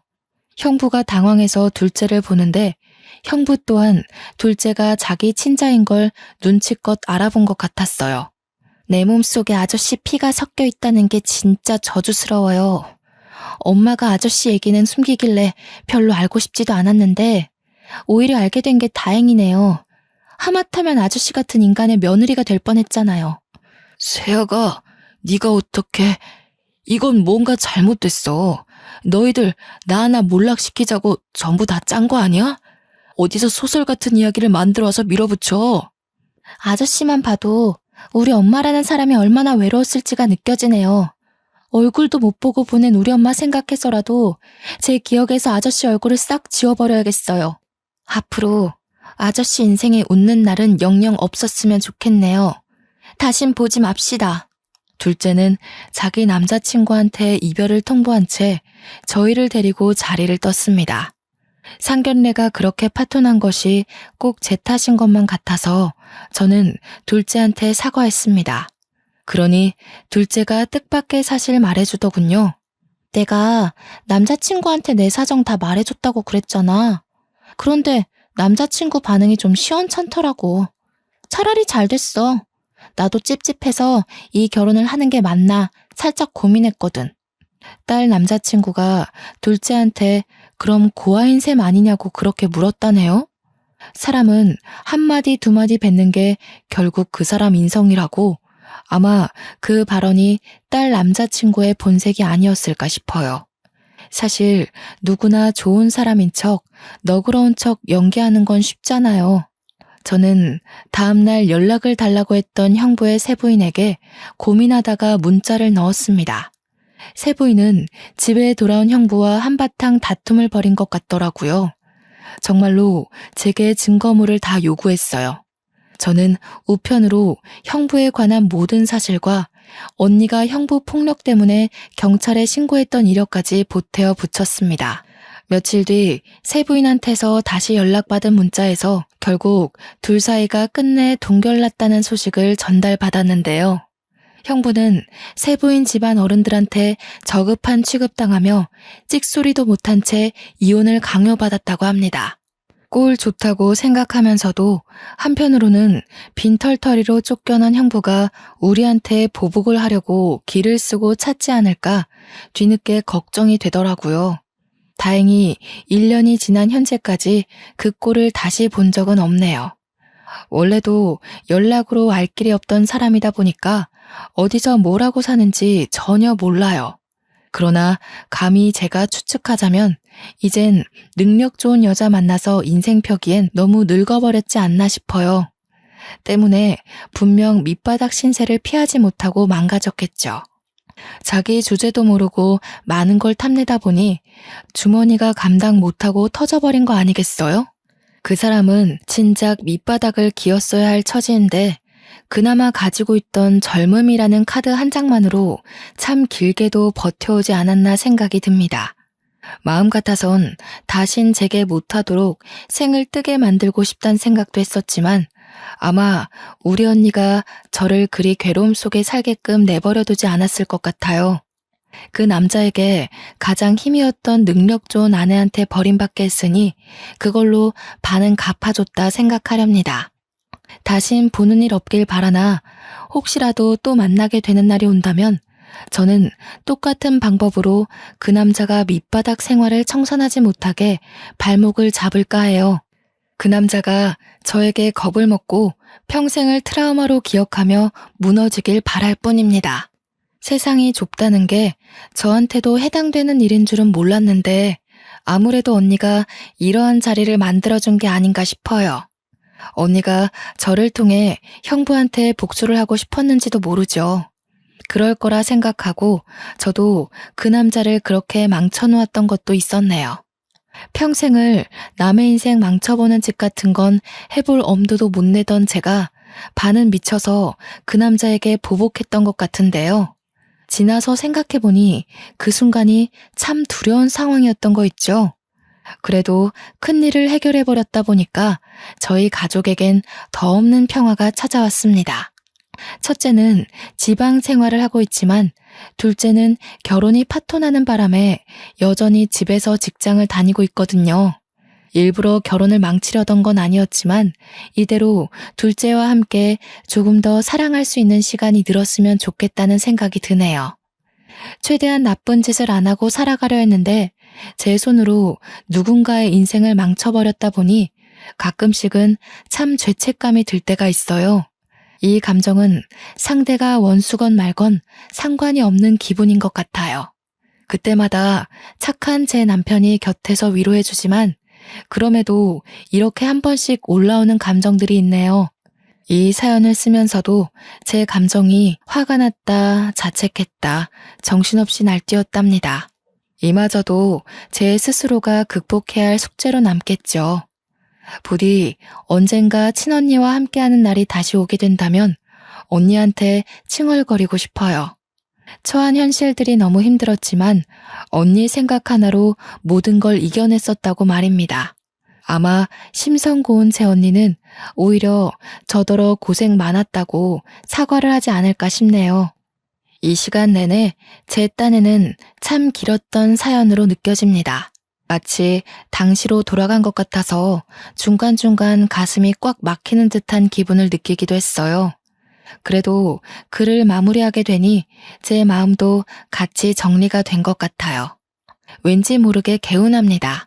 이젠 저의 앞길에 이보다 더 큰 방지턱은 없을 거라 생각이 들어요. 지나간 과거에 제 기억을 묶어두지 않고 행복할 미래만 바라보고자 노력해야겠습니다. 그만 사연을 마치도록 하겠습니다. 감상해주신 분들 모두 행복하길 기원할게요.